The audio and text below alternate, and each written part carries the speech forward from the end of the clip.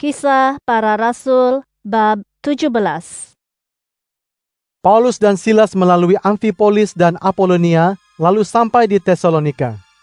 Di situ ada saumaah orang Yahudi. Seperti biasa, Paulus masuk dan berbincang dengan orang di situ 3 hari Sabat berturut-turut tentang ayat-ayat kitab suci. Dia menyatakan dan menunjukkan bahwa Kristus mengalami kematian dan kemudian bangkit daripada kematian. Juga katanya, Yesus yang kusebutkan kepadamu inilah Kristus. Beberapa orang di situ percaya lalu bersahabat dengan Paulus dan Silas. Antara mereka terdapat sebilangan besar orang Yunani yang takut akan Allah, serta cukup ramai wanita yang terkemuka. Tetapi orang Yahudi berasa dengki, lalu mengumpulkan orang jahat dan memulakan huru-hara di kota itu.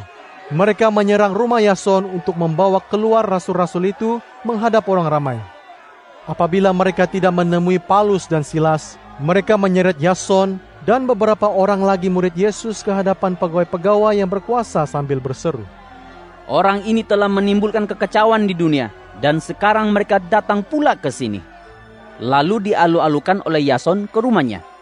Mereka ini melanggar undang-undang Kaisar Roma dengan mengatakan ada orang lain yang menjadi raja, bernama Yesus. Apabila orang ramai dan pegawai kerajaan mendengar kata-kata itu, mereka pun gempar. Mereka menerima ikat jamin untuk Yason dan yang lain, lalu membenarkan mereka pergi. Para murid Yesus itu segera menyuruh Paulus dan Silas bertolak ke Berea pada waktu malam. Setelah sampai di sana, mereka masuk ke saumaah orang Yahudi. Orang Yahudi di situ lebih mulia rohaninya daripada yang di Tesalonika, karena mereka menerima firman Allah dengan amat sukacita dan menyelidik kitab suci untuk memastikan setiap kebenaran yang dikatakan Paulus. Oleh yang demikian, ramailah antara mereka yang percaya, baik wanita-wanita Yunani yang berkedudukan tinggi maupun kaum lelaki. Akan tetapi apabila orang Yahudi di Tesalonika mendapat tahu bahwa Paulus menyebarkan firman Allah di Berea juga, mereka pergi menghasut dan mengapi-apikan orang di situ supaya merusuh. Para murid Yesus di Berea segera menyuruh hantar Paulus ke pantai, manakala Silas dan Timotius masih di Berea.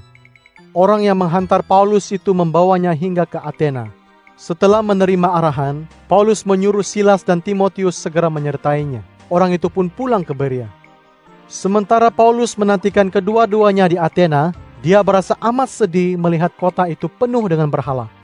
Oleh itu, dia berhujah di saumaah dengan orang Yahudi dan orang Yunani yang takut akan Allah. Dan di medan kota juga, dia berbincang dengan siapa sahaja yang ditemuinya. Beberapa orang yang berpegang kepada ajaran Epikuros dan Stoa berhujah dengannya.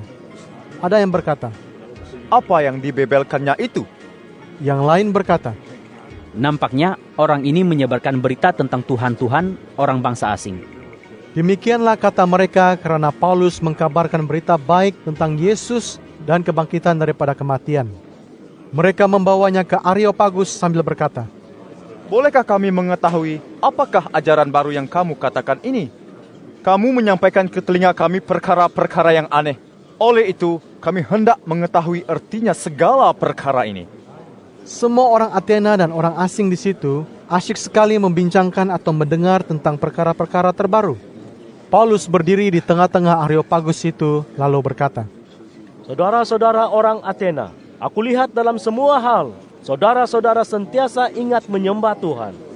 Sedang aku berjalan-jalan sambil memerhatikan apa yang saudara-saudara sembah. Di suatu tempat aku dapati suatu tempat korban yang ditulis begini, kepada Tuhan yang tidak diketahui. Tuhan yang saudara-saudara sembah tanpa mengetahuinya. Itulah yang hendak aku nyatakan kepada saudara-saudara. Allah yang menjadikan dunia dengan segala isinya, ialah Tuhan langit dan bumi, tidak tinggal di tempat sembahyang buatan manusia.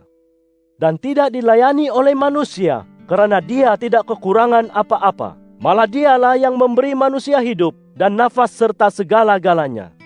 Daripada seorang manusia, dia menjadikan semua bangsa manusia yang menduduki seluruh muka bumi. Dia juga menetapkan masa dan daerah tempat mereka hidup. Masing-masing diharap mencari Allah. Mudah-mudahan mereka menemuinya. Dia tidaklah jauh daripada kita. Karenanya kita hidup, bergerak serta ada di dunia ini. Sebagaimana kata penyair bangsamu, kita ialah anaknya.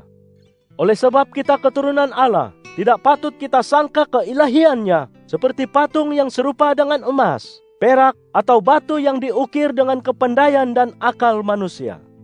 Allah membiarkan manusia melalui zaman kejahilan itu. Tetapi sekarang, Dia menyuruh manusia di seluruh dunia ini bertaubat. Kerana Dia telah menetapkan bahawa pada suatu hari seisi dunia ini akan dihakimkan dengan adil oleh seorang yang ditentukannya.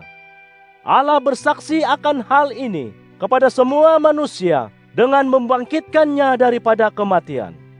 Apabila mendengar, Membangkitkannya daripada kematian. ada yang mengejek-ejek, tetapi ada yang berkata, Kami mahu mendengar lagi kamu bercakap tentang perkara itu. selepas itu, Paulus keluar daripada perhimpunan itu. Namun demikian, ada beberapa orang yang menjadi pengikut Paulus dan percaya akan kata-katanya. Di antaranya ialah Dionysius, anggota Areopagus, dan seorang wanita bernama Damaris, serta beberapa orang lagi.